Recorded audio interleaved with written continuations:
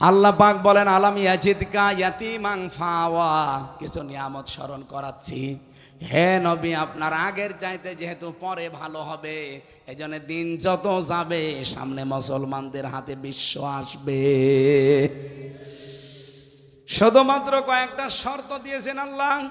ওয়ালা তাহিনু ওয়ালা তাহজানু ওয়া আনতুমুল আ'লাউনা ইন কুনতুম মুমিনিন।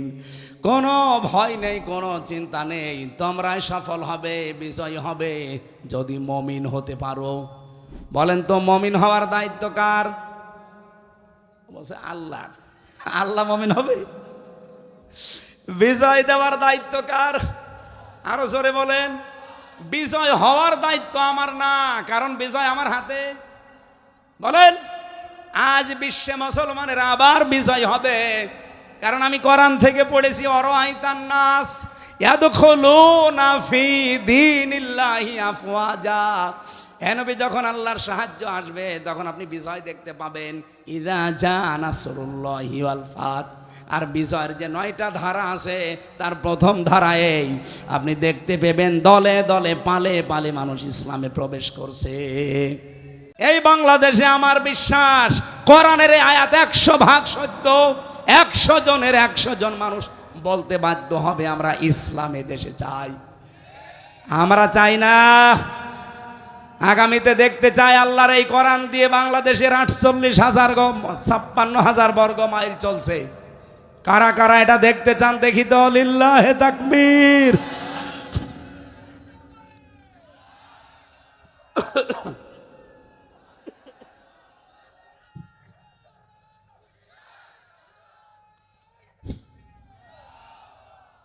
আমার ভাইরা এবার একটু খেয়াল করেন, আল্লাহ নবীজিকে স্মরণ করাচ্ছেন। আপনি যদি বিজয় নিজে অর্জন করতে চান পারবেন না, কারণ বিজয় আপনার হাতে আমি দেইনি। বিজয় কার হাতে? আপনার দায়িত্ব হচ্ছে ইন কুনতুম মুমিনিন, আপনি মুমিন হবেন। এই নির্দেশটা শুধু মুমিন নবীজিকে আল্লাহ দেয়নি, তামাম দুনিয়ার মুসলমানদেরকে আল্লাহ দিয়েছেন। এজন্য আমরা সামনে যদি বিজয় হতে চাই, 1 নম্বরে আমাদের দায়িত্ব হচ্ছে আমরা মুমিন হব। মুমিন কাকে বলে? বাংলাদেশের মানুষের ভেতরে একটা ভ্রান্ত ধারণা, মুমিন মানে বিশাল জুব্বা গায়ে থাকবে, পাগড়ি থাকবে, হাতে তসবিহ থাকবে, দুনিয়ার কোনো খেয়াল থাকবে না, বিশাল বুজুর্গ। কি মুমিন কারা? ঈমান আছে কার? আমাদের এই দেশে শুধু লেবাসে আমরা তাকওয়া খুঁজি, লেবাসে ঈমান খুঁজি। ঈমান তো এই জায়গার ব্যাপার। কি নবীজি জানিয়েছেন, ইদা সাররাতকা হাসানাতুকা ওয়া সাআতকা সাজ্জিআতুকা ফাআনতা মুমিন। যখন তোমার ভালো কাজগুলো তোমাকে আনন্দ দেবে আর অন্যায় কাজগুলো তোমাকে কষ্ট দেবে, তখন বুঝবে তোমার ঈমান আছে। এ বাংলাদেশে সবার কাছে ভালো কাজ ভালো লাগে, সবার কাছে অন্যায় কাজ এটা কষ্ট লাগে না, আর অনেকে আনন্দ নিয়ে করে। এই জন্য 1 মাস চলে গেল তাকওয়ার মাস। তাকওয়া যে কিভাবে আপনি তৈরি করবেন, কোন স্তরে আপনি পৌঁছাবেন তাকওয়ার, এই গুরুত্বপূর্ণ তথ্যটা বলে আমার আয়াতে আমি যেতে চাচ্ছি। তাফসীর থেকে বলছি, বিশ্বনবী জানিয়েছেন তাকওয়ার স্তরগুলো। এই পৃথিবীতে তাকওয়া অর্জনের প্রক্রিয়া পেয়েছি আমি 6টা। 1 নম্বরে আপনাকে হকের অনুসন্ধান করা লাগবে। ভালো করে শুনবেন, আপনি কোন স্তরে আছে আপনি মিলাবেন। শুধু এরকম পাগড়ি মাথায় দিয়ে বসে থাকলে হবে? আপনি কি দেখবেন যে আপনি কোন স্তরে আছেন? 1 নম্বরে আপনাকে হকের অনুসন্ধান করা লাগবে, হক খোঁজ করা লাগবে। আমাদের জাতির পিতা হযরত ইব্রাহিম, তিনি কিন্তু হক খোঁজ করেছিলেন। কি প্রথমে তারকা দেখেছেন, বলেছেন এইটাই আমার রব। যখন ডুবে গেছে বলছেন না। যখন চন্দ্র দেখলেন বললেন এইটা আমার রব। যখন ডুবে গেছে বলছে না। যখন সূর্য দেখলেন বলতে এইটা আমার রব, হাজা আকবার, এটা আমার বড় রব। যখন ওইটাও ডুবে গেছে বলছে না। ইন্নী ওয়াজ্জাহতু ওয়াজহিয়া লিল্লাযী ফাতারাস সামাওয়াতি ওয়াল আরদা হানিফা ওয়া মা আনা মিনাল মুশরিকিন। আমার চেহারা আমি ঘুরিয়ে দিলাম ওই রবের দিকে যিনি আসমান আর জমিনের উদ্ভাবক। আমি মানুষ দেখানোর জন্য ঘুরি নাই, আন্দাজেও ঘুরি নাই, ঘুরেছি হানিফা একনিষ্ঠভাবে। অমান আমিনাল মুশরিকিন, আর আমি মুশরিক না। জোরে বলেন সুবহানাল্লাহ। বাংলার সাতক্ষীরার মুসলমানেরা, আমাদের জাতির পিতা ইব্রাহিম নবী তিনি হক অনুসন্ধান করে খুঁজে খুঁজে পেয়েছিলেন। আর আমাদেরকে দেশের আলেমরা চোখে আঙ্গুল দিয়ে হক দেখিয়ে দিলেও আমরা মানতে চাই না। বলেন, তাহলে আপনি হক অনুসন্ধান করেন, আপনি প্রক্রিয়ার 1 নম্বরে আছেন, 2 নম্বর পেয়েছি। হক পেয়ে গেলে আপনাকে কবুল করা লাগবে। এটা আজ আমাদের ভেতরে নেই, শুধু দলীয় চিন্তায় থাকি যে আমার দলের লোক নাকি দেখি। হক কথা, হক বিষয় যদি কোনো জায়গায় পেয়ে যান, আপনার বিবেক যদি সায় দেয় যে না এটা হক, মাস্ট বি আপনাকে কবুল করা লাগবে। 3 নম্বরে এটা হকের প্রচার করা লাগবে। এবার 4 নম্বরে হকের উপরে দৃঢ় থাকা লাগবে। 5 নম্বরে হক কায়েম করার জন্য সর্বাত্মক চেষ্টা করা লাগবে। 6 নম্বরে হক কায়েম হলে হককে টিকিয়ে রাখার জন্য সাহায্য করা লাগবে। আপনি বলেন তো এই 6টা স্তরের কোন স্তরে আছেন? আপনি না হক অনুসন্ধান করেন, না হক কবুল করেন, না হককে আপনি প্রতিষ্ঠা করার জন্য চেষ্টা করেন, না হকের ওপরে টিকে থাকার জন্য আপনার কোনো পরিশ্রম আছে, না হক কায়েম হলে আপনি সাহায্য করার জন্য কাজ করেন। কি করেন আপনি? এই জন্য নিজের দিকে তাকে একটু আফসোস নিয়ে আসেন ভেতরে। তাছাড়া আপনি তাকওয়ার কোনো পর্যায়ে থাকতে পারবেন না। আল্লাহ রাব্বুল আলামিন হেদায়েত দেওয়ার জন্য যে আয়াতটা আমরা পড়েছিলাম, আলাম ইয়াজিদিকা ইয়াতীমান ফাআওয়া, হে নবী আপনাকে ওরা দুঃখ দেয়, আশেপাশে কথা বলে আমি আপনাকে কি এতিম পাইনি, এরপরে আশ্রয় দেয়নি। ওয়াজাদাকা দাল্লান ফাহাদা। এটার বাংলা অর্থ করার জন্য আমি আহ্বান জানাচ্ছি এবার আলেমদের। এটা আলেম না, বাংলা অর্থ করতে পারবেন এটার? ওয়াজাদাকা দাল্লান, এই যে পথ হারা ছিলেন আপনার আল্লাহর নবীকে যদি বলেন আপনি পথ হারা ছিলেন, ওই মাওলানা মিজানুর রহমান আজহারের মতো আপনি কালকে কালার হয়ে যাবেন। উনি তো ভালো নিয়তেই বলেছিল। কি উনি যেই কথাগুলো বলেছে, একটা কথাও কিন্তু খারাপ কথা না, কিন্তু নবীর শানে ওই কথাগুলো বললে আমরা মেনে নিতে পারি না। উনি নবীকে কাউবয় বলেছিল, এটা বাংলাদেশ না বিশ্বের মুসলমানেরা এই শব্দটা অভ্যস্ত না, কিন্তু নবী তো ছাগল চড়িয়েছে না চড়াননি? উনি হযরতে খাদিজাতুল কুবরা রাদিয়াল্লাহু তাআলা আনহাকে ইনটেক নয় এই বলেছিলেন। তো এই শব্দটা আমাদের মায়ের ব্যাপারে যায়। উনি আমাদের মা না? কথা বলেন না কেন? তাহলে এখানে যে শব্দটা উনি তো বাংলা অর্থ ঠিকই করেছে। দল্লান মানে পথহারা, দল্লান মানে পথভ্রষ্ট, দল্লান মানে গোমরা। বাংলা অর্থ যদি আমি ওইভাবে করি, কালকে দেখেন সারা বাংলাদেশে আমার নামে বদদুয়া শুরু হবে। তাহলে কি অর্থ করা লাগবে এখানে? ওয়াজাদাকা দাল্লান ফাহাদা, হে নবী আমি আপনাকে অনবহিত পেয়েছি। অনবহিত, আপনি পথ অনুসন্ধান করছিলেন। ওই যে হকের যে 6টা অর্থ বললাম, প্রথম এইটা আপনি হক অনুসন্ধান করছিলেন। হক সম্পর্কে, পথ সম্পর্কে, হেদায়েত সম্পর্কে আপনি অনবহিত ছিলেন। আপনি অজ্ঞ ছিলেন বলতে পারবেন না, আপনি পথ হারা ছিলেন বলতে পারবেন না, এমনকি আপনি পথভ্রষ্ট ছিলেন তাও বলতে পারবেন না, আপনি গোমরা ছিলেন তাও বলতে পারবেন না। কেন? নবীদের শানে কথাগুলো যায় না, অথচ বাংলা অর্থ কিন্তু এটাই। সূরা ইউসুফের 23 নম্বর আয়াতটা পড়ার জন্য বলছি আলেমদের। ওখানে আছে সূরা ইউসুফের 23 নম্বর আয়াতে আপনি পাবেন ওয়ালাকাদ হাম্মাত বিহি ওয়া হাম্মা বিহা। বিহি আর বিহা একটা পুরুষ একটা মহিলা। আল্লাহ পাক বলেন 2 জনে রাজি হয়ে গিয়েছিল। এর পরের শব্দে আল্লাহ জবাবটা দিয়েছেন, লাউলা আর-বুরহানা রব্বি, যদি তার রব তাকে কিছু বোরহান দলিল প্রমাণ না দেখাতেন, তাফসীরে জালালাইনের ভেতরে 3টা কথা আছে এই আয়াতের ব্যাখ্যা করতে গিয়ে। 1 নম্বরে তিনি কি দলিল দেখেছিলেন, কি প্রমাণ? প্রথম নম্বরে তিনি দেখতে পেয়েছিলেন ঘরের ভেতরে তার বাবার সুরত নিয়ে হযরত ইয়াকুব আলাইহিস সালাম সামনে দাঁড়িয়ে যেন বলছে, ইউসুফ আমি তোমার বাবা বলছি, তুমি কিন্তু জিনা করতে পারো না। দ্বিতীয় নম্বরে হযরত জিবরাইল আলাইহিস সালাম জান্নাত থেকে একটা কাগজ নিয়ে এসে তার সামনে তুলে ধরেছে। ওখানে লেখা ছিল ওই চিরকুটের ভেতরে, ইউসুফ আমি তোমার মালিক বলছি, তুমি জিনা। 3 নম্বরে আজিজে মিসরের জুলাইখার স্বামী, সে সরাসরি তার সুরতটা নিয়ে মনে হচ্ছে ঘরের ভেতরে দাঁড়িয়ে আছে। এই 3টা বরহান আল্লাহ পাক তাকে দেখিয়েছেন। শুধু তাকেই না, এর পরের আয়াতে আপনি একটু তাকান, কাযালিকা লিনাসরিফা আনহুস সুআ ওয়াল ফাহশা ইন্নাহু মিন ইবাদিনাল মুখলাসিন। বলেন আল্লাহু আকবার।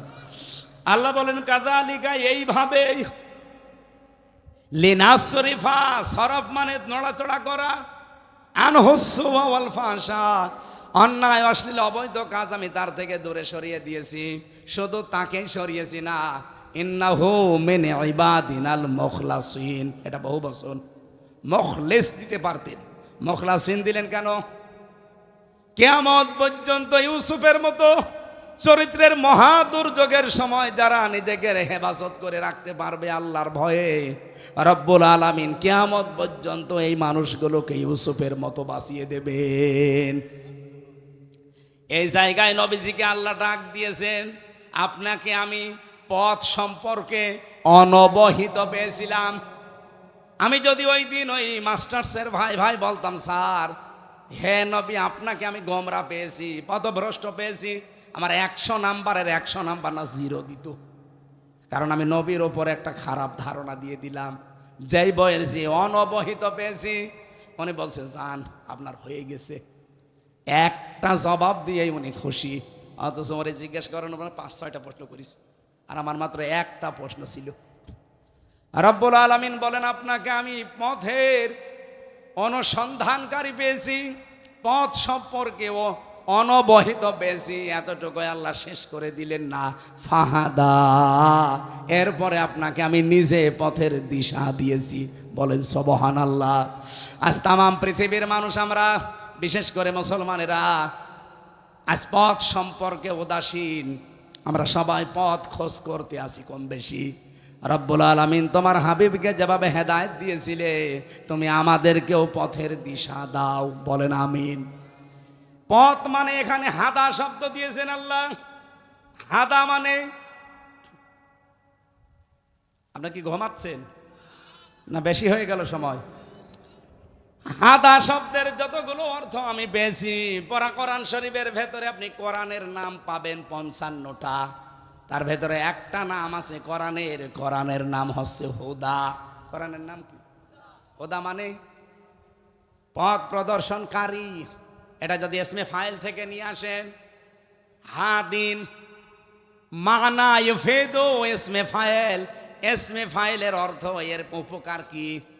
আল্লাহ নিজে বলছেন ফাহাদা, হেদায়েত দেওয়ার মালিক কিন্তু দুনিয়ায় কেউ না। জান্নাতে যাওয়ার জন্য সবচাইতে বেশি লাগবে যেটা, তার নাম কি? হেদায়েত। কি লাগবে? হেদায়েত না হলে জান্নাত যেতে পারবেন? তাহলে জান্নাতে যাওয়ার জন্য আল্লাহ হেদায়েত পাঠিয়েছেন। পরা কোরআন শরীফের ভেতরে বললাম 55টা নামের একটা নাম হচ্ছে হুদা বা হাদা। অমাং দা ইলাইহি হাদা, যে ব্যক্তি কোরআনের ডাকে ডাকে মানুষকে ডাকে, আল্লাহ তাকে হেদায়েতের উপরে রাখে। ফাকাদ হুদিয়া ইলা সিরাতিম মুস্তাকিম। কোন মানুষ যদি কোরআনের ডাকে সাড়া দিতে পারে, কোরআনের হেদায়েতে, আল্লাহ নিজে তাকে সিরাতে মুস্তাকিম নসিব করে দেন। বলেন আমিন। তাহলে এখান থেকে আমরা পেয়েছি হাদা শব্দের ব্যাখ্যায় হেদায়েত পাওয়ার জন্য আল্লাহ কোরআন পাঠিয়েছেন, আর হেদায়েত না পেলে জান্নাতে যাওয়া যাবে না। সুতরাং আল্লাহর নবীও পথ সম্পর্কে অনবহিত ছিলেন। তাকে যেমন আল্লাহ পথের দিশা দিলেন, আমরাও আজ দিক বিদিক ঘুরে বেড়াচ্ছি। আমরা যদি পথ পেতে চাই, আল্লাহর পাঠানো হেদায়াত, তার নাম কি? বলেন বলেন। দল মত নির্বিশেষে আল্লাহর এই হেদায়েতের কাছে আপনাকে আসা লাগবে। এখন হেদায়েত পাবে কারা? আমি আজকে দুপুরে আমার যশোরে আলোচনা ছিল, হেদায়েত পাবে কারা? 5 প্রকার মানুষের কথা পেয়েছি। ওটা সূরা বালাদের 11 নাম্বার থেকে 18 নাম্বার আয়াত পর্যন্ত আপনি ব্যাখ্যা বাড়িয়ে দেখবেন। এই 5টা গুণ যাদের ভেতরে আছে, ফাক্কু রাকাবা আও ইতআমুন ফি ইয়াউমিন যী মাসগাবা ইয়াতীমান যা মাকরাবা আও মিসকিনান যা মাতরাবা সুম্মা কানা মিনাল্লাযীনা আমানু ওয়া তাওয়াসাউ বিস-সাবরি ওয়া তাওয়াসাউ বিল মারহামাহ উলাইকা আসহাবুল মাইমানাহ। লম্বা করে দলিলগুলো বলা যাচ্ছে না, অনেক রাত হয়ে যাচ্ছে। এই 5টা গুণ দুনিয়াতে যাদের ভেতরে পাবেন, 1 নম্বরে ফাক্কু রাকাবা। দুনিয়ায় যে মানুষগুলো দাস মুক্তির জন্য চেষ্টা চালায়, এই বাংলাদেশে আজ প্রায় 73টার উপরে দল, শুধু 49টা নিবন্ধিত দল রাজনৈতিকভাবে, আর বাকিগুলোর নিবন্ধন এখনো নেই। সবাই কিন্তু এক কাজ করছে না। আমরা দেখতে পাচ্ছি এই দেশে একটা মাত্র দল, তারা মানুষকে মানুষের গোলামি থেকে মুক্ত করার জন্য চেষ্টা চালাচ্ছে। এই কথা বলা লাগবে। মানুষ মানুষের গোলামি করবে, এটা জায়েজ নেই। মানুষ মানুষের আইন মানবে, এটা হারাম। মানুষ আইন মানবে কার? ফাক্কু রাকাবা। এই গুণ যাদের ভেতরে আছে তারা হেদায়েত পাবে। 2 নম্বরে আও মিসকিনান যা মাকরাবা, যারা এতিম মিসকিনদের, অসহায় মানুষদের খাবারের ব্যবস্থা করে। আজ কোথায় সেই সিলেট মৌলভীবাজারে আমিরে জামাতের বাড়ি, সেখান থেকে ছুটে আসতেছে সাতক্ষীরার শ্যামনগরে, এখান থেকে ছুটে যাচ্ছে কুড়িগ্রামে, উলিপুরে। কেন? ধনী মানুষ দেশে আর নেই? কাউকে তো এভাবে দৌড়াতে দেখি না। মানুষের মুখে হাসি ফোটানোর জন্য যার দিন রাত নেই। আমার সাথে বেচারা ছেলে ছিল, আমি জেল থেকে বের হয়ে বাড়িতে গেলাম মা বাবার কাছে, স্ত্রীর কাছে, সন্তানের কাছে, আর উনি জেল থেকে বের হয়ে একবারে চলে এসেছে সাতক্ষীরায়। মুহাদ্দিস আব্দুল খালেক মন্ডল রহমতুল্লাহ আলাই তার কবর দেখতে। এই জেলার মানুষ না, অধ্যক্ষ জেলখানায় মারা গেছে না। বলেন তো, এই যে গুণগুলো যে আমি বলছি কোরআন দিয়ে, এটাকে আমি বানাচ্ছি। ইয়াতীমান যা মাকরাবা, নিকট আত্মীয়র ভেতরে যারা এতিম আছে তাদের যারা খোঁজ খবর নেয়। আপনি ধর্ম আত্মীয় পাতিয়েছে, সেই যশোরে প্রতি মাসে মাসে 3 বার করে যায়, অথচ নিজের আত্মীয় স্বজনের ভেতরে আপন বোন গরিব মানুষ বছরে 1 বারও যায় না। এই গুণগুলো আপনারা বাড়ি যেয়ে মিলিয়ে দেখবেন। হেদায়েত পাওয়ার এগুলো শর্ত, এগুলো সফল হওয়ার জন্য জীবনে লাগবে। 3 নম্বরে আল্লাহ রাব্বুল আলামিন বলেন, হেদায়েত থেকে বঞ্চিত কারা? ফামান তাওয়াল্লা ফামান কাযযাবা ওয়া তাওয়াল্লা। যেই লোকটা কোরআনের কাছে ডাক দেওয়া হয় কিন্তু আল্লাহর কোরআনের কথাগুলো সব বিশ্বাস করতে চায় না, মিথ্যা মনে করে আর অহংকার করে মুখ ফিরিয়ে চলে যায়, এই মানুষগুলোকে আল্লাহ হেদায়েত থেকে বঞ্চিত করে দেয়। বলেন নাউজুবিল্লাহ। আমরা এই চরিত্র যেন না বানাই। আর রিজালু কাওয়ামুনা আলান নিসা, পৃথিবীতে দায়িত্বে থাকবে পুরুষেরা, মেয়েরা হবে তাদের আজ্ঞাবহ। এখন পুরাটা উল্টিয়ে গেছে। এই করে করেই তো আমাদের দেশটা 54 বছরে পেছিয়ে গেল। নয়তো যদি একেবারে সর্বপ্রথম পুরুষ মানুষ এবং আল্লাহওয়ালা এই 2টা গণান্বিত মানুষদেরকে আমরা দায়িত্ব দিতে পারতাম, বাংলাদেশ আরো আগে দাঁড়িয়ে যেত। মালয়েশিয়া কয়েকদিন আগে আমি ছিলাম, ওরা 2004 সাল থেকে দাঁড়িয়ে গেছে। পুরুষ মানুষ দায়িত্ব পালন করে। আমি কয়েকটা প্রদেশে ঘুরেছি মালয়েশিয়া, একটা জিনিস আমার কাছে ক্লিয়ার, পরিষ্কার, খাদ্যে যদি ভেজাল পায়, কোনো খাবারে ঔষধ দিয়েছেন, বিষ দিয়েছেন, ফরমালিন দিয়েছেন, যদি ধরা পড়ে কোনো বিচার নেই, সঙ্গে সঙ্গে মেরে ফেলবে। আমার মনে হয় বাংলাদেশের রাজশাহীর বাগমারার একটা সন্তান, আমাদের কুষ্টিয়া বিশ্ববিদ্যালয়ের বড় ভাই, ওনার নাম হচ্ছে আব্দুল জব্বার মন্ডল। নাম শোনেননি? আপনারা যারা মিডিয়া জগতে আছেন তারা দেখেছেন। ঢাকার মতো জায়গায় একজন মানুষই পরিবর্তন করে ফেলেছে। সারা বাংলাদেশের ৮ বিভাগে যদি এরকম ৮ জন ৬৪ জেলায় যদি ৬৪ জন আব্দুল জব্বার মণ্ডলের মতো সৎ, নীতিবান এবং ভয় ভীতিহীন মানুষ আমরা দিতে পারতাম, এই দেশটাও খাদ্যে ভেজাল দেওয়ার সাহস কেউ দেখাতো না। বিভিন্ন পণ্যের দাম নিজেদের মন মতো বসিয়ে ২,০০০ টাকারটা ২০,০০০ টাকা নেয়। এরকম শপিং মল নেই? এই শার্টের দাম, এই পাঞ্জাবির দাম ২,০০০ টাকা।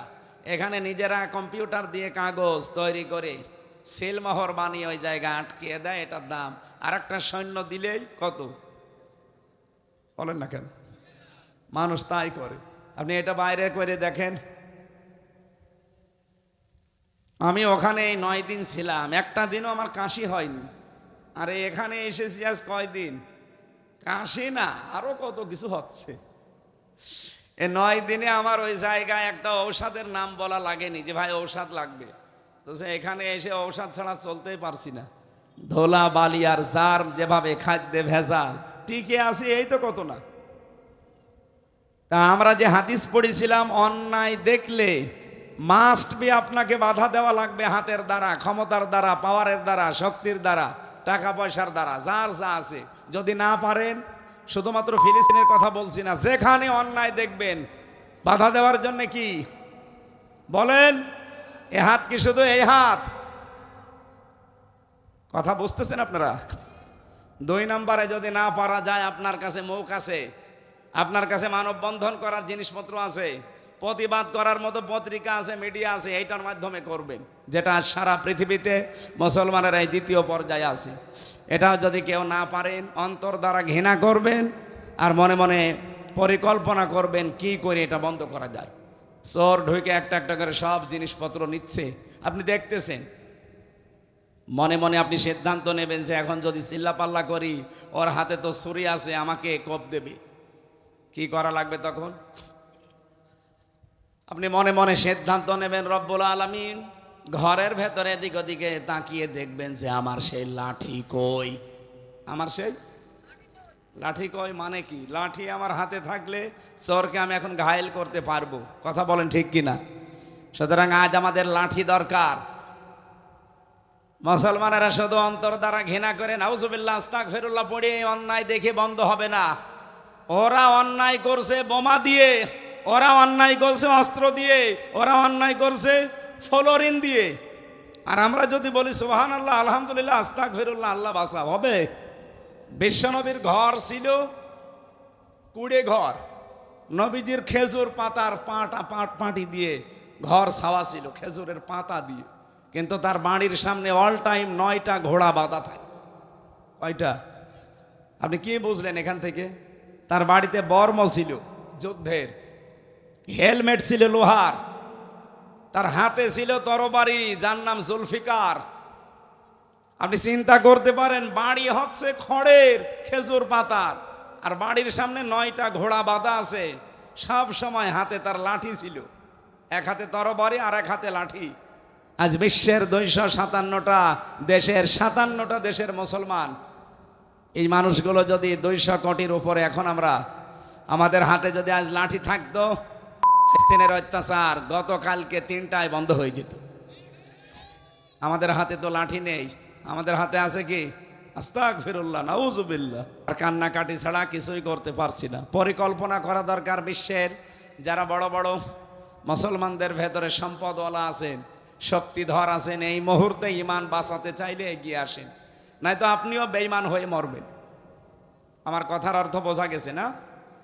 হাদিস পড়েছিলাম না, কোনো মানুষ যদি কোনো জিনিসের দায়িত্বে নেই, কিন্তু যদি মনে করে না এটা আমার, দখল করে নেয়, সে 1 নম্বরে শাস্তি পাবে কি? ফালাইসা মিন্না, সে নবীর উম্মত থেকে বের হয়ে যাবে। আগস্টের 5 তারিখের পর থেকে বাংলাদেশে বহু মানুষ বহু কিছু দখল করেছে যেটা তার নিজের না। না, সাতক্ষীরায় আরম্ভ হয়নি, অনেকেই শুরু করেছিল। বাবা শাহজালাল মদের কাছে সব হালাল, যেখানে যা পায় সব দখল করে। মনোজর বাবার ঘাট, হাট, আর বাকিটা যে বর্ডার পর্যন্ত, বন্দর পর্যন্ত দখল করে নিয়েছে। এই যে যার সেখানে যা পেয়েছেন দখল করলেন, চিন্তা করতে পারেননি যে এখনই যদি মারা যায় আমি আর নবীর উম্মতের ভেতরে নেই। বলেন নবীর উম্মতের বাইরে গেলে হয় আপনি ইহুদি, নাই খ্রিস্টান, নাই মুশরিক, নাই বৌদ্ধ, এরকম 4,500 জাতি আছে। যে কোনো জাতি হিসাবে আপনার মরণ হবে, আপনি মুসলমান হয়ে নবীর উম্মত হয়ে মরতে পারবেন না। 2 নাম্বারটা আরো কঠিন, ওয়ালিয়াতাবাওয়া মাকআদাহু মিনান নার। বিশ্ব নবী বলেন সে যেন তার নিজের জায়গা জাহান্নাম বানিয়ে নেয়। হাদিসটা কি ছিল? মানিদ্দাআ মা লাইসা লাহু, যে ব্যক্তি কোনো জিনিসের অধিকার নিতে চায় অথচ সেইটা তার অধিকারে আসার কথা না, জোর করে জবরদস্তি করে দখল করে নিজের আয়ত্তে রাখে। আল্লাহ রাব্বুল আলামিন বলেন ফাইন্না মাআল উসরি ইসরা, ইন্না মাআল উসরি ইসরা। আশার সঞ্চার করার জন্য বলছি, হতাশ হবেন না। আল্লাহ পাক বলেন ইন্না মাআল উসরি ইসরা। আপনি দেখেন উসরুন শব্দের আগে আলিফ লাম, এর আগে মা, এর আগে আবার ইন্না। এখানে যারা আরবি গ্রামার বসে তাদেরকে জিজ্ঞাসা করছি, উসরুন মানে কষ্ট, দুঃখ। এ উসরুন দেওয়ার আগে আল্লাহ আলিফ লাম দিলেন, তার আগে মা দিলেন কেন? তাফসিরে ফি জিলালিল কোরআন সৈয়দ কুতুব রহমতুল্লাহ আলাইহি লিখেছেন, খুব ভালো করে খেয়াল করে শোনেন, আমি গতানুগতিক কথা বলছি না। রব্বুল আলামিন এখানে জানাতে চেয়েছেন পৃথিবীর মানুষেরা কেউ যদি দুনিয়াতে 3টা কারণে একটা কষ্ট সহ্য করো, কয়টা? আপনার কারণ থাকা লাগবে 3টা, কষ্ট কয়টা? বলেন বলেন। এই জন্য কষ্ট এ বলার আগে আল্লাহ মারেফা করে দিলেন, নির্দিষ্ট করে দিলেন যে একটা। আপনি যদি একটা কষ্ট দুনিয়ায় ভোগ করেন, ইসর এটা আবার নাকেরা, অনির্দিষ্ট, এর আগে আলিফ লাম দেয়নি। ভালো করে খেয়াল করেন, কে চলে যাচ্ছে আসছে ওদের দেখার দরকার নেই, এদিকে খেয়াল করেন। আমি আপনাকে জিজ্ঞাসা করবো এখনই, একটা কষ্ট দুনিয়াতে যদি আপনি ভোগ করেন কয়টা কারণে? না, হচ্ছে না, এইভাবে ক্লাস নেওয়া যাবে না। এটা বিশ্ববিদ্যালয়ের ক্লাস চলছে মনে করেন। একটা কষ্ট দুনিয়াতে আপনাকে ভোগ করলে কারণ বললাম কয়টা? আরো জোরে, কষ্ট কয়টা? বলছে 4টা। এই এদিকে একটা বলিছি আমি না, এবারে একটা কেন বললেন সেটা জিজ্ঞাসা কর। আরো অ্যাক্টিভ হয়ে শোনা লাগবে। কোন দিকে তাকিয়ে আছেন? এদিকে তাকান। বলেন তো কষ্ট কয়টা, কারণ কয়টা? আপনি যে কোনো কারণে কষ্ট পাবেন আর পরের ইসর আল্লাহ দিয়ে দেবে না। কষ্ট পাওয়া লাগবে 3টা কারণে। আর কষ্ট যদি আপনি একটাও পান, এই পৃথিবী আর আখেরাত মিলে কমপক্ষে 70টা শোক আপনাকে আল্লাহ ভোগ করাবে না। এখনো সুবহানাল্লাহ বলার সময় হয়নি, শেষ করি আগে। আল্লাহ কিন্তু রিপিট করেছেন আয়াতটা 2 বার, সূরা আলাম নাসর 5 এবং 6 নাম্বার আয়াত। একবার বলে দিলেই তো অর্থ হয়ে যেত, দ্বিতীয়বার আবার বললেন কেন? আমি 1টা 2টা না, বহু তাফসীর মিলিয়েছি। সবচাইতে বেশি আমার কাছে বোঝার মতো মনে হয়েছে ফি জিলালিল কোরআন থেকে। আমি যে পর্যন্ত বললাম এ পর্যন্ত বুঝেছেন কিনা বলেন তো? না, আপনি বোঝেননি, আলেমরাও এখনো পর্যন্ত ক্লিয়ার হয়নি। আপনার কষ্ট পাওয়া লাগবে একটা কারণ, কয়টা? যে কোনো কারণে কষ্ট পেলে হবে না। হাসিনাও তো যাওয়ার সময় কষ্ট পেয়েছে, কি কথা বলছে না কেন? কিন্তু ওর কষ্টের জন্য আল্লাহ ইসরা দেবে না। কষ্ট পাওয়া লাগবে কয়টা কারণে বলেন? 1 নম্বরে যদি আপনি আল্লাহর জন্য কষ্ট পান, 2 নম্বরে যদি রাসূলুল্লাহর জন্য কষ্ট পান, 3 নম্বরে যদি মানবতার জন্য কষ্ট পান। এই 3 কারণে যদি কেউ দুনিয়াতে কষ্ট পায়, কষ্ট কয়টা? আরো জোরে। এজন্য কষ্টের আগেই দেখবেন মা, এর আগে আলিফ লাম। নির্দিষ্ট করে আল্লাহ জানাতে চেয়েছেন একটা কষ্টের জন্য আমি আল্লাহ গ্যারান্টি দিলাম ইসরা। এটা আর মারেফা না, এটা নাকেরা। তাফসিরে ফি জিলালিল কোরআন উনি লিখেছেন একটা কষ্টের কারণে ৭০টা সুখ আপনাকে আল্লাহ ভোগ করাবে। এই বাংলাদেশে আমরা আজ ৫৪ বছরে, বিশেষ করে ১৫.৫ বছরে যারা কষ্ট পেয়েছি আল্লাহর জন্যে, রাসূলুল্লাহর জন্যে, মানবতার জন্যে, এক একটা কষ্টের জন্যে সুখ ভোগ করাবে আল্লাহ কয়টা? সাতক্ষীরাবাসী, আমি আবার রিপিট করছি কারণ এটা আজকে থেকে বাড়িতে নিয়ে যে আনন্দ করা লাগবে। সিস্টেম আপনি পরের আয়াতে দেখেন, পৃথিবীতে কেউ যদি অবৈধভাবে একটা সুখ ভোগ করে, কয়টা? আপনি শব্দের দিকে খেয়াল করে মিলাবেন। আপনি যদি অবৈধভাবে একটা সুখ ভোগ করেন, কমপক্ষে ৭০টা দুঃখ আপনাকে আল্লাহ ভোগ করাবে। সুখ কয়টা? বলেন বলেন, কিভাবে? অবৈধভাবে। এই যে ১৫.৫ বছরে যারা ছিল তারা সুখ পায়নি, কি বৈধভাবে না অবৈধ? এই কথা বলা লাগবে। তাহলে এক একটা অবৈধ সুখের কারণে দুঃখ ভোগ করাবে আল্লাহ কয়টা? এই জন্যই তো ছাই গোষ্ঠী সব বিদায় নিয়েছে। কারণ আপনি নিজেও জানতেন এই আসনের যিনি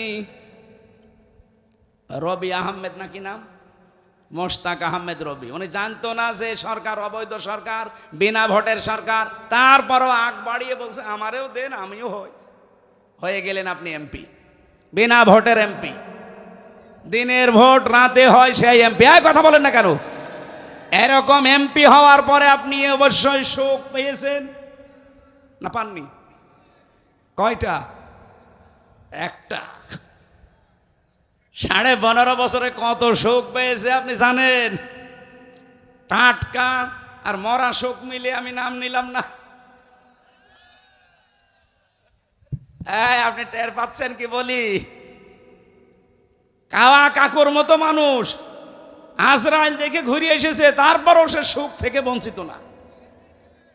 শরীর চলে না, তারপরও নাকি রাত ২টা পর্যন্ত বিভিন্ন নায়িকা গায়িকা তার কাছে গিয়ে শরীর টিপে দিত আল্লাহর নামে। বলেন নাউজুবিল্লাহ।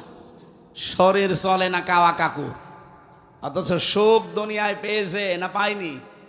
বলেন। এই যে হাসাও মাহমুদ, এর চরিত্র এখন প্রকাশ পাচ্ছে। টাকলা মুরাদ, এর এখনো পর্যন্ত ইন্টারনেটে ৬ মিনিট ৮ সেকেন্ডের অডিও রেকর্ড আছে। এত নিকৃষ্ট কথা মেয়েদের সাথে মানুষ বলতে পারে? সে একটা মন্ত্রী ছিল। এরকম অবৈধ এমপি, মন্ত্রী, উপজেলা চেয়ারম্যান, মেয়র, অনেক ডিসি, এসপি, অনেক টিওনো, ওসি মিলে বাংলাদেশে ১৬২৮ জন মানুষ দায়িত্বে ছিল। এই মানুষগুলো ১৫.৫ বছরে যারা অবৈধ সুখ পেয়েছেন, একটা, কয়টা? একটা সুখও যদি অবৈধভাবে ভোগ করে থাকেন, ৭০টা দুঃখ আল্লাহ আপনাকে ভোগ করাবে। এবার ঠেলা টের পান। এক একটা সুখের জন্য যদি ৭০টা হয়, ১৫.৫ বছরে অন্তত ১,০০০ সুখ তো পেয়েছেনই। তাহলে আপনি ক্যালকুলেটর দিয়ে হিসাব করেন, ক্যালকুলেটর নষ্ট হয়ে যাবে, আপনার দুঃখ শেষ হবে না। আমার মনে হয় কথা আপনি বুঝেছেন। কারণ তারা যে অবৈধ সুখ ভোগ করেছে, তার জন্য দুনিয়া আখেরাত মিলে তাদের এক একটা সুখের ৭০টা দুঃখ ভোগ করা লাগবে। তারপরে অন্য কথা। এই জন্যে তো হতাশ হয়ে গেছে যে না, আর মনে হয় হবে না।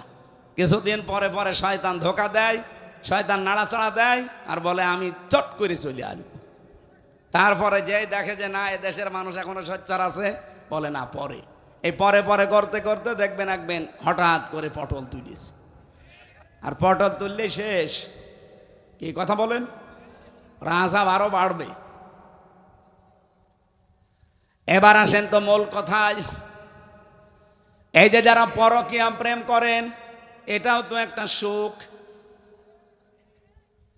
এখানে একজন বলছে, এই এলাকায় কি এসব নেই? পরকীয়া প্রেম যারা করেন, অবশ্যই আপনি সুখ পান না পান না? এটা কি বৈধ সুখ না অবৈধ? আরো জোরে। এরকম অবৈধ সুখ যারা পাচ্ছেন, আপনি লিখে নেন কোরআনের কথা, অবশ্যই আপনাকে ৭০টা দুঃখ ভোগ করা লাগবে। এখন এই রাস্তায় যারা আছেন আজকে এখনই তওবা করেন যে জীবনে আর এ লাইনে যাব না। নারী হোক আর পুরুষ হোক, এই মুহূর্তেই সাতক্ষীরার এই ময়দানে সিদ্ধান্ত নেওয়া লাগবে যে যা করেছি ভুল। অবৈধ এই সুখে কোনো শান্তি নেই। সাময়িক একটা অবৈধ সুখ ভোগ করলে দুঃখ পোয়ানো লাগবে দুনিয়া মিলে আখেরাত মিলে কয়টা, আরো জোরে। সুতরাং এখনই আপনি আমার হাতে হাত দিয়ে দরকার হয় তওবা করেন। পরকীয়া প্রেমে যারা আছি এখনই আমি তওবা করে ওদের নাম্বার ডিলিট করে দেব। বিশেষ করে যাদের ভাবির সাথে লাইন আছে, মনে করছেন হুজুর কিছু জানে না, এলাকায় বহু মানুষ আল্লাহর নামে চালাচ্ছে। এমনকি প্রতিবেশীর স্ত্রীর সাথে লাইন আছে। এই কথা বলছেন না কেন? এই পৃথিবীতে আল্লাহ তিন শ্রেণীর মানুষের প্রতি সবচাইতে বেশি রাগান্বিত হয়ে থাকে। তার অন্যতম তারা যারা নিজের প্রতিবেশীর স্ত্রীর সাথে লাইন করে। এরকম কারা আছেন হাত তোলেন তো। আলহামদুলিল্লাহ, মানুষগুলো অনেক সচেতন আছে। যদি কেউ থেকে থাকেন, এমনকি বিবাহিতা মেয়েদের সাথে যাদের লাইন আছে, আরে ভাই আপনি কি আর লোক পান না? সে তো একজনের সংসারে আছে নাকি, আবার ঘুরে ফিরে তার সাথে লাইন করা লাগবে মানে? সুতরাং এরকম কাজ কারবার যারা আছেন পরকীয়া প্রেমে, এই মুহূর্তে তাদের নাম্বারগুলো এক্ষুনি ডিলিট করে দিন। কারা কারা রাজি আছেন এই কাজ করতে হাত তোলেন। আপনারা আছেন এই লাইনে? যাক, এলাকার মানুষ অনেক শক্তিশালী। আশা করছি, আমি হাসির জন্য বলি নাই, আমি পরিবর্তনের জন্য বলছি। এক একটা অবৈধ সুখ ভোগ করলে কয়টা করে দুঃখ যন্ত্রণা ভোগ করা লাগবে? আরো জোরে বলেন। আল্লাহ আমাকে সহ প্রত্যেককে তুমি এই গোনা থেকে, অবৈধ সুখ ভোগ করা থেকে বাঁচাও। খালি দেন দেন, খাবো খাবো, খেয়ে কি করবেন? ওরাও তো খেয়েছিল, 620টা বাড়ি বানিয়েছে এক শয়তান, ভূমিমন্ত্রী ছিল, একটা বাড়িতেও থাকতে পারে না। কয়েকদিন আগে মালয়েশিয়া যেয়ে দেখি যে হোটেলে উঠেছি, নিচে বসে বসে চা খাচ্ছে। কি গো হুজুর, আমরা আগেই পালিয়েছি। আগে পালাবেন কেন? 620টা বাড়ি বানান, এখানেও সাহেব পাড়া বানিয়েছেন, কিন্তু তালা লাগানো, যেতে পারে না। ওখানে যে মায়ের খাবো, বাংলাদেশের 20 লাখ মানুষ এখানে থাকে, পিটিয়ে ভর্তা বানিয়ে ফেলবে। সিঙ্গাপুর, মালয়েশিয়া, থাইল্যান্ড, ইন্দোনেশিয়া, এরপরে বাহরাইন, কাতার, আমেরিকা, কতগুলো জায়গা যেখানে যায় সেখানে দেখি শয়তানরা বসে আছে। নিজেদের বানানো ফ্ল্যাটে বাড়িতে থাকে না, থাকে হোটেলে চুরি করে। নামে তা ওই 2-3 মাস পরে পরে একবার নামে একটু চা খাওয়ার জন্য, আর দেখা হয়ে যায়। আমারে বলছো হুজুর বাংলাদেশে কাউকে কিছু বলবেন না। বলবো না মানে? শয়তানি করে টাকা পয়সাগুলো সব পাচার করলে, এই টাকা পয়সাগুলো দেশে থাকলে 36 লাখ যুবক এখন বেকার। এই মানুষগুলোর কর্মসংস্থান তৈরি হতো, এরা বাইরের দেশে গিয়েও বৈষম্যের শিকার হচ্ছে। মালয়েশিয়া যে দোকানে আমি এই যে জামাটা সেলাই করতে গিয়েছিলাম, ওনারে বললাম যে ভাই বাড়ি কোথায়? বলছে যশোরে। যশোর কোন দেশে? এই পাশের জেলা। ওর বাড়ি যশোর অভয়নগর। 5 জন কাজ করছে দোকানে। পাশে যে আছে তার বাড়ি পাকিস্তানে। ওই পাশে 2 জন বসে আছে সেলাই করছে, ওর বাড়ি ইন্ডিয়াতে, তামিলনাড়ু। আর একজন আছে থাইল্যান্ডের।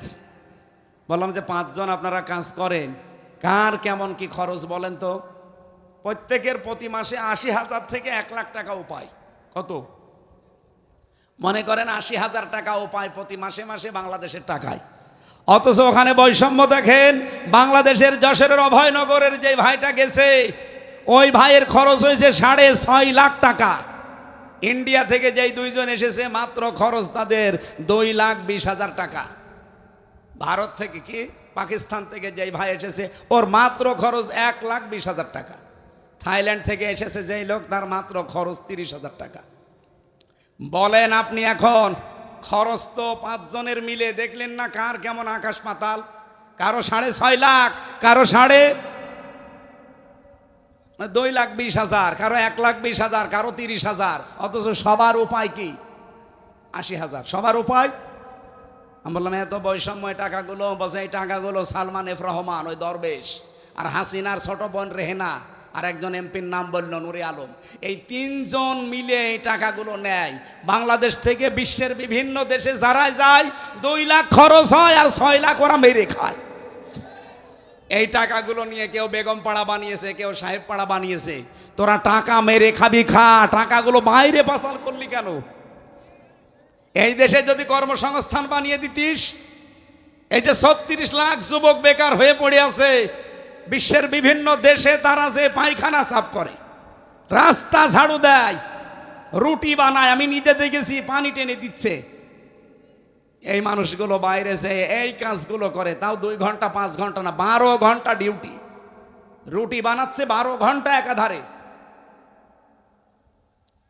কেন? আপনি এই বাংলাদেশে কত জায়গা পড়ে আছে, আজ চীন, আজ তুরস্ক, এমনকি আমেরিকা, বিভিন্ন দেশ থেকে রাশিয়া, এরা এসে এখানে মানুষের কর্মসংস্থান তৈরি করার জন্যে, তাদের ব্যবসার জন্য এগুলো খুলতেছে। আমার নিজের দেশের টাকা দিয়ে যদি খুলতে পারতাম, এ দেশটা মালয়েশিয়ার মতো অনেক আগে দাঁড়িয়ে যেত। আমি কি বেশি বলে ফেলেছি? একটাও বেশি হয়নি। যা বলেছি সব পড়িয়ে দেখে, এই চোখ দিয়ে দেখা। এই জন্য আমরা বারবার বলছি, আগামীতে যারা আসবে হাও খাও বন্ধ করেন। খালি খাবো খাবো করেন কেন? কি করবেন খেয়ে? ওরা যদি এই খাও খাও বন্ধ করে নিজেরা এই কাজ কারবারগুলো দেশে করতো, ওদেরকে মরণের আগে কেউ নামাতে পারতো না। সব জায়গায় বৈষম্য তৈরি করে রেখেছিল। আল্লাহ রাব্বুল আলামিনের যে আয়াত আমরা পড়েছি, সূরা দোহার 7 নম্বর আয়াত, আমি তাফসীর আকারে কথা বলবো এখান থেকে। আপনারা বিরক্ত হয়ে যাচ্ছেন না তো?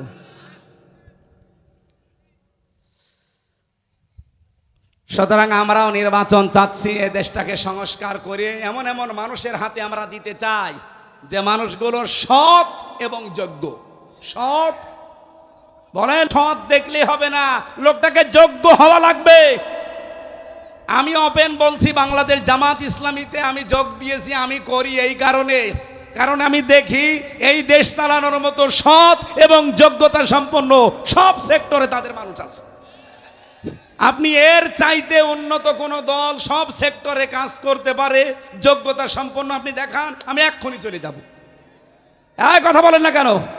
আমি পাইনি, এজন্য আমি যাইনি। আমি যা পেয়েছি দেখে শুনে বুঝে, আমি তো আর আপনার মতো আন্দাজে হাঁ করে চলতে পারি না।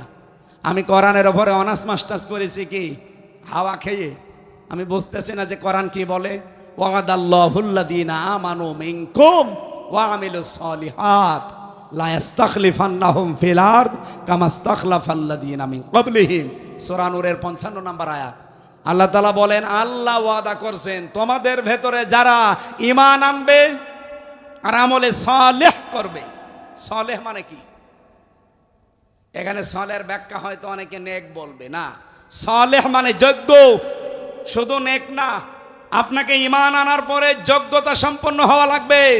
এই বাংলাদেশে এটা আমি সবচাইতে বেশি পেয়েছি জামাত, শিবির আর ছাত্রী সংস্থার ভেতরে। আপনি এখন চ্যালেঞ্জ দেন। অনেক মানুষ রাজনীতি করে আখের গোছানোর জন্যে, খালি খাবো খাবো এই ধান্দায়। কিন্তু এই যাদের নাম বললাম, এদের ভেতরে যদি এই চরিত্র পান, আপনি একটা দেখান, আমি এক্ষুনি তওবা করে চলে আসবো। আপনি রাগ না করে নিজের বাস্তবতায় মিলান। আপনাদের তো সাতক্ষীরার নিজে পরিচিত মাওলানা ইয়াসার রিয়াসাত আলী, আশা শুনি না? আমি নিজে গিয়েছিলাম, তার এক নাতি আমার সাথে পড়তো, এই যে আশরাফ ভাই, আমি সে মুয়াজ্জিম সাহেব, মুয়াজ্জিম, তার বাড়ি পর্যন্ত আমার মনে হয় এখনো মাটির বাড়ি আর টিনের বাড়ি। সে একজন এমপি, আর বাংলাদেশে এমপি পায় আমরা 620টা বাড়ি। আরে শয়তান, তোর বাড়ি লাগে কয়টা? হ্যাঁ, আমার একটা বাড়ি থেকে, বাবার বাড়ি কুষ্টিয়া হালসা, নিজের বাড়ি কুষ্টিয়া শহরে। এই আমার চিন্তা হয় যে আমার তো ছেলে নেই, আমার 3টা মেয়ে, যা করব কামাই সব খাবে জামাই, তো ও সাথে আমি কামাই করে করব কি? তাই আমার ভয় হয়। আর ওই শয়তানদের, তাও তো আমার 3টা ছেলে আছে, জামাই তো অন্তত খাবে। আর ওদের ছেলে নেই, মেয়ে নেই, বাড়ি আছে 620টা, ওর খাবে কে? ওর চোখ বন্ধ হয়ে গেলে ওগুলো কুকুর শিগালে খাবে। কথা বলেন না কেন? আমার ভাইরা, এই জন্য সৎ এবং যোগ্য যারা, আবার খেয়াল করেন, ঈমান থাকা লাগবে এবং সৎ যোগ্য হওয়া লাগবে। তাহলে আল্লাহর ওয়াদা, জমিনের শাসন ক্ষমতা আল্লাহ তাদেরকে দেবেন। আল্লাহ এতটুকু শেষ করেননি। আল্লাহ বলেন কামাস্তাখলাফাল্লাযীনা মিন ক্বাবলিহিম লামে তাকিদ নুনে সাকিলা, গ্যারান্টি দিচ্ছি তোমাদের আগে যারা এই দুইটা গুণ ছিল তাদেরকে আমি জমিনে শাসন ক্ষমতা দিয়েছিলাম। আল্লাহর ওয়াদা মিথ্যা হবে? আমরা যেহেতু দেখতে পাচ্ছি সামনে পরিবেশ তৈরি হচ্ছে, মাত্র 15 জন মানুষ চাইতো এই দেশে ইসলাম কায়েম হোক আগস্টের 5 তারিখের আগে। বাংলাদেশে এখন 100 জনের 66 জন মানুষ বলছে আমরা ইসলাম চাই। হিন্দু পর্যন্ত, এই গোবিন্দ পরামানিক এ কি মুসলমান না হিন্দু? এ কয়েকদিন আগে স্ট্যাটাস দিয়েছে, সংবাদ সম্মেলন করে বলিস, এমনকি লাইভ করে বলছে যে বাংলাদেশে যদি ইসলাম আসে আমরা অন্য জাতির লোকেরা সবচাইতে নিরাপদে থাকতে পারি। সুতরাং সুযোগ কিন্তু আসতেছে। মা ওয়াদ্দাআকা রব্বুকা ওয়া মা ক্বালা, কোনো আফসোস নেই, কোনো চিন্তা নেই, কোনো টেনশন নেই। আল্লাহ আমাদের ছেড়েও দেয়নি, আমাদের ত্যাগও করেনি, এমনকি আমাদের ওপরে আল্লাহ অসন্তুষ্ট না। পরীক্ষা তো আল্লাহ নেবেই। এজন্য আল্লাহর ঘোষণা হচ্ছে আমাদের কোনো হতাশা নেই। মা ওয়াদ্দাআকা রব্বুকা ওয়া মা ক্বালা, হে নবী আপনি আফসোস করবেন না, আমি আপনাকে ছেড়ে দেইনি। দুইটা কসম দিয়ে আল্লাহ আয়াতটা শুরু করেছেন, ওয়াদ-দুহা ওয়াল-লাইলি ইযা সাজা, দিনের মধ্য দিনের আলোর কসম। সকালের কসম দিলেন না, বিকালের কসম দিলেন না। আল্লাহ একেবারে যখন সূর্য মাথার উপরে, যখন পৃথিবী একেবারে ফুল আলোকিত হয়ে যায়, এই সময়টার কসম দিলেন কেন? হে নবী আপনার জীবনে অনেক হতাশা ছিল, আমি দেখেছি আপনি পর্যন্ত 40 দিন ভারাক্রান্ত হয়ে গিয়েছিলেন। আর ওরা আপনাকে বিভিন্ন রকমের কথা বলতে বলতে একেবারে নাজেহাল করে ফেলেছে, নিজের আপন চাচি পর্যন্ত। আপনার কোনো দুঃখ নেই, এই হতাশা থাকবে না। একেবারে দিনের মধ্য দিন যখন সূর্য মাথার উপরে, এই সময়ের কসম দিলাম। অল-লাইলি ইযা সাজা, রাতের কসম দিলাম কেন? এতদিন যারা আনন্দ করেছে, রাতের আধারের মতো তাদের জীবনে অন্ধকার নেমে আসবে। আপনি দেখেছেন না, এই দেশে যারা অবৈধভাবে সুখে ছিল তাদের জীবনে কোনোদিন আমরা কল্পনাও করি নাই যে সময় পাল্টাতে পারে। আল্লাহ পাক এমন অন্ধকার ঢেলে দিয়েছেন, 5 মিনিট সময় চেয়েছে তাও পাইনি। এমনকি এত পেয়াদা পাইক পেয়াদা, এত লোকজন, এত খাদেম, যাওয়ার সময় একটা লোকও সাথে পাইনি। কথা বলে না কেন? কি হতাশা নেমে এসেছিল জীবনে। আমি যাওয়ার আগের দৃশ্য দেখেছি, চোখ মুছতেছি। আমি মনে হয় ওই দিনই তার জীবনে প্রথম চোখে পানি দেখলাম। এর আগে যতই কান্নার নাটক করুক জীবনে কান্দেনি, খালি আন্দাজে মনোরুমাল দিয়ে চোখ মুছেছে। কান্না করেছে আগস্টের 5 তারিখে, যেদিন বিদায় নেবে ওই দিন। এর নাম সাজা। এর নাম কি? অল-লাইলি ইযা সাজা। শুধু তাকে উদ্দেশ্য করে আল্লাহ বলেননি ওই জামানায়, এটা কিয়ামত পর্যন্ত থাকবে। আর আমরা যারা আছি কিয়ামত পর্যন্ত আয়াত থেকে আশার সঞ্চার জাগাবো। মা ওয়াদ্দাআকা রব্বুকা ওয়া মা ক্বালা ওয়ালাল আখিরাতু খায়রুল লাকা মিনাল উলা। হে নবী আপনার আগের চাইতে পরে ভালো। এতদিন যাই হয়েছে হয়েছে, বিশ্বের মুসলমানেরা কোনো চিন্তা নেই। এরা যে মানুষগুলোকে মেরে ফেলেছে, এরা শুধু মারা যায়নি, এরা শাহাদত বরণ করেছে। আর শাহাদত যারা বরণ করে ওরা কিন্তু মারা যায় না। কি? ওয়ালা তাহসাবান্নাল্লাযীনা কুতিলু ফি সাবিলিল্লাহি আমওয়াতা বাল আহইয়াউন ইনদা রাব্বিহিম ইউরযাকুন। আল্লাহ বলেন যারা শাহাদত বরণ করে এদেরকে তোমরা মৃত বলবা না, এমনকি ধারণাও করবা না। সূরা বাকারার 154 নম্বর আয়াতে পাবেন, ওয়ালা তাকুলু লিমা ইউকতালু ফি সাবিলিল্লাহি আমওয়াত। আর সূরা আলে ইমরানের 169 নম্বর আয়াতে পাবেন, ওয়ালা তাহসাবান্নাল্লাযীনা কুতিলু। মুখে তো বলাই যাবে না, ধারণাও করা যাবে না যে মরে গেছে। যারা শহীদ হয় মুখ দিয়ে আপনি কখনো বলবেন না যে মরে গেছে, ধারণাও করবেন না মরে গেছে। আল্লাহ বলেন বাল আহইয়া, তারা জীবিত। কে বলছেন? আরো জোরে বলেন, ইনদা রাব্বিহিম ইউরযাকুন। শুধু জীবিত না, তারা তার রবের কাছে রিজিক পাচ্ছে। সুবহানাল্লাহ বলতে পারেন নাই? সুতরাং 2024-এ 2732 জন মানুষ শহীদ হয়েছে। কি এবং ফিলিস্তিনে, এই গুজরাটে, বিশ্বে বিভিন্ন জায়গায় আজ মানুষ, মুসলমানরা যারা বিনা কারণে মারা যাচ্ছে বিধর্মীদের হাতে, এমনি মারা যাচ্ছে না, এরা শহীদ হচ্ছে। আর শহীদ হলে কি মরে? বলেন বলেন। ওই যে ওই বাচ্চাটা বলছিল না যে আমাকে মেরে ফেলেন, আমি শুনেছি জান্নাতে নাকি খাবারের কোনো অভাব নেই। এজন্য যারা শহীদ হচ্ছে এ মানুষগুলো সৌভাগ্যশালী। আর যাকে তাকে আল্লাহ শাহাদতের মরণ দেয়ও না। যার ইমানটা আল্লাহর পছন্দ হয়, যার কর্মজীবন প্র্যাকটিস এবং অ্যাক্টিভিটিস, প্র্যাকটিক্যাল লাইফ আল্লাহর কাছে ভালো লেগে যায়, তখন তাকে এমনিতেই মরণ না দিয়ে শাহাদতের মরণ দেয়। তার প্রমাণ আল্লামা সাইদি 13 বছরের ভেতরে তো মরল না। এ জালেমের হাতে আল্লাহ তাকে শাহাদতের মরণ দেবে। তার সারা জীবনের মোনাজাত ছিল আল্লাহুম্মা ইন্নী আসআলুকা শাহাদাতান ফি সাবিলিক। হে আল্লাহ, তুমি আমাকে যদি মরণ দাও, এমনি মরণ দিও না, শাহাদতের মরণ দিও। ওনাকে যে শহীদ করা হয়েছে এটা এখন দিন যত যাচ্ছে প্রকাশ পাচ্ছে। কথা বলেন ঠিক কিনা? এই জন্য শাহাদতের মরণ যারা পাবেন, আমি শহীদ জিয়ার জন্য দোয়া করি। কারণ এই লোকটার নাম শুনলেই মানুষ বলে শহীদ। কি আপনি দেখেন তো, বঙ্গবন্ধু শেখ মুজিবুর রহমান, উনিও, ওনাকে মানুষ মেরে ফেলেছে। শহীদ জিয়াউর রহমান, ওনাকেও মানুষ মেরে ফেলেছে। একজনের নাম শুনলে মানুষ বলে শহীদ, আর একজনের নাম শুনলে কোনোদিন শহীদ শুনেছেন? কোনোদিন কোনো মানুষকে বলে যে শহীদ বঙ্গবন্ধু? না, আমি শুনিনি। কিন্তু শহীদ জিয়া, একথা আমি নিজে কাবা শরীফের ইমাম। আমি 16 সালে হজে গিয়ে দেখেছিলাম, পাশে ওই যে আরাফাতের ময়দানের পাশে যে মসজিদের নামিরা অনেক খুতবা দিচ্ছিলেন ওই মসজিদে।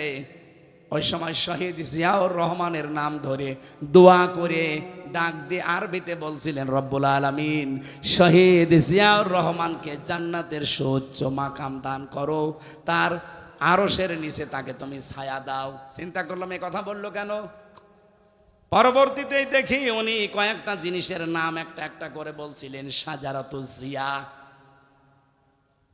নিম গাছ। আমরা বলি নিম গাছ, ওই দেশে বলে শাজারাতুজ জিয়া, জিয়া গাছ। বাংলাদেশ থেকে হাজার হাজার নিম গাছ তিনি প্লেনে করে নিয়ে ওখানে লাগিয়ে দিয়েছিলেন আরাফাতের ময়দানে। লক্ষ লক্ষ হাজিরা ওখানে যায়, ওই ছায়ায় আশ্রয় নেয়। আমি নিজেও ছিলাম। অটোমেটিক মুখ দিয়ে দোয়া চলে আসে, এই ছায়াটা যিনি দিল আল্লাহ তুমি তাকেও ছায়া দিও, বলেন আমিন। শহীদ জিয়াউর রহমানের জন্য আমি দোয়া করি। কিন্তু তার নাম নিয়ে, তার আদর্শের নাম নিয়ে আজ যারা লোটপাট করে চাঁদাবাজি করে খাবেন, এটা আপনাদের নিজের ওপরে বর্তাবে। বলেন, এটা মাজলুম সংগঠন। তারা এই 15.5 বছরে তারা অনেক অত্যাচার, জুলুম, নির্যাতনের শিকার হয়েছে। কিন্তু কিছু মানুষের কারণে আজ তারা কালার হয়ে যাচ্ছে। কিশোরগঞ্জের এই ফজু পাগলা কি, আর ওদিকে চাঁপাই নবাবগঞ্জের স্বামী স্ত্রী বানিয়েছে কোন মিস্ত্রি আল্লাহ জানে এদের। আমার মনে হয় এদেরকে ধরে এখন পাবনায় পাঠানো দরকার। কয়েকদিন আগে আমার পাবনায় অনুষ্ঠান ছিল, গিয়েছিলাম এই পাগলা গারাত দেখতে। যে দেখি পাগল কমে গেছে, ভালো হয়ে গেলে তাদেরকে পাঠিয়ে দেয়। যেখানে অনেক প্রায় 700, 750, 800 পাগল থাকে, 100, 150, 200 পাগল আছে। তার মানে যারা ছিল চিকিৎসা করে করে ওখানে থাকার পরে নার্সিং করে তাদেরকে বাড়ি পাঠিয়ে দিয়েছে। এখন এই নতুন পাগল যেগুলো, এগুলো এখন ওখানে ভর্তি করা দরকার। এদেরকে ইনজেকশন দেওয়া দরকার হাই পাওয়ারের, যে পাগল ভালো হয়ে যাবি তারপরে ধরে বাইরে এনে আনবে। তাছাড়া এদের দ্বারা বদনাম হয়ে যাচ্ছে। এই জন্য আমাদের চিন্তা নেই দুনিয়ায় ক্ষমতায় কে যাবে না যাবে না। আমরা দেখতে পাচ্ছি আল্লাহর এই আয়াত, আগের চাইতে পরে ভালো। ওয়ালাল আখিরাতু খায়রুল লাকা মিনাল উলা। এটা কি শুধু নবীকে বলেছি? কিয়ামত পর্যন্ত আমরাও আছি।